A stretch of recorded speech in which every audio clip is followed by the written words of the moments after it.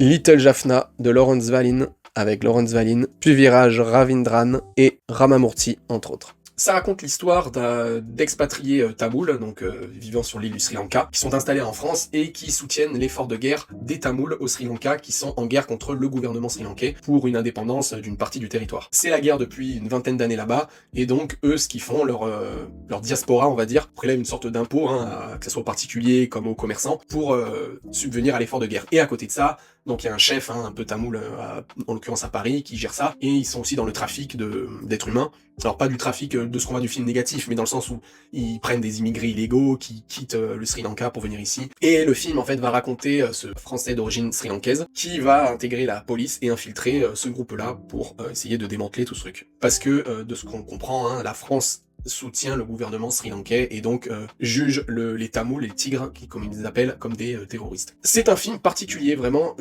C'est des films comme ça qui sortent 2-3 fois dans l'année et qu'on n'a pas l'habitude de voir. C'est français, mais voilà, avec toute une communauté sri-lankaise. Donc du coup, ça parle beaucoup sri-lankais, ou je sais pas si c'est sri-lankais ou tamoul, si les langues sont les mêmes. Et on est clairement baigné dans leur culture, dans leur monde, dans leur façon de vivre, etc. Donc voilà, on est vraiment en immersion avec eux. Je trouve que le fait de voir ça, de parler de la guerre au Sri Lanka, parce que nous, on n'en a pas vraiment entendu parler, dans les médias ou quoi, c'est toujours bien d'apprendre un peu ce qui s'est passé là-bas, et de voir un peu comment ces communautés-là, elles vivent vachement en autarcie aussi, en communauté, même en France, et comment elles s'organisent pour essayer d'aider leurs semblables au pays. On voit un peu les coutumes qu'ils ont, les guerres de gangs, parce que mine de rien, même au sein de on va dire de la famille tamoul, il y a des gangs rivaux. Et ce qui est intéressant, c'est de voir que le film, il essaye pas de donner de parti, je trouve.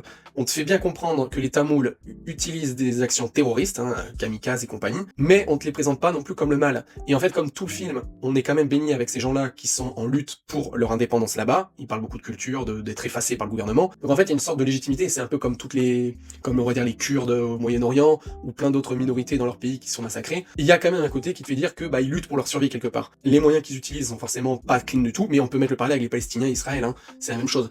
Donc c'est ça qui est intéressant, c'est qu'on te dit pas les Tamouls c'est tous des terroristes, c'est pas bon ce qu'il fait. Et pourtant dans le film, on voit bien que le chef des Tamouls de Paris, il est mauvais dans le sens où il hésite pas à éliminer quelqu'un qui lui a mis un couteau dans le dos. Mais à côté de ça, quand on est tout le temps baigné avec eux, il y a beaucoup de moments de joie, de partage et de bonne humeur, où on les voit danser, chanter, manger et tout.